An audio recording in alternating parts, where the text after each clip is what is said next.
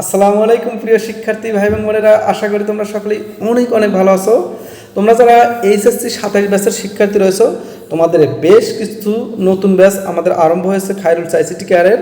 তোমরা যারা পড়তে আগ্রহী, কমপক্ষে 3টি ফ্রি ক্লাস করে দেখতে পারো যে ভাইয়ার পড়ানো কেমন লাগে।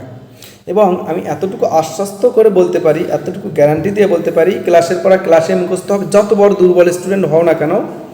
এখন আমার পড়ানোর সিস্টেম হচ্ছে, আমি যে টপিক পড়াবো সেই টপিকের সিকিউ কোন বোর্ডে এসেছিলো, ক নম্বর, খ নম্বর, গ নম্বর, কোন কোন বোর্ডে এসেছিলো সাথে সাথে সলভ করাবো টপিক ওয়াইজ। এরপর ওই টপিক থেকে এমসিকিউ কোন বোর্ডে এসেছিলো, কোন বিসিএস পরীক্ষা এসেছিলো, কোন বিশ্ববিদ্যালয়ে এসেছিলো, এবং যত স্বনামধন্য যে বাংলাদেশের কলেজ আছে ওইগুলোর কোশ্চেনগুলোও আমরা কিন্তু অ্যাড করে এবং সাথে সাথে সলভ করে দিই।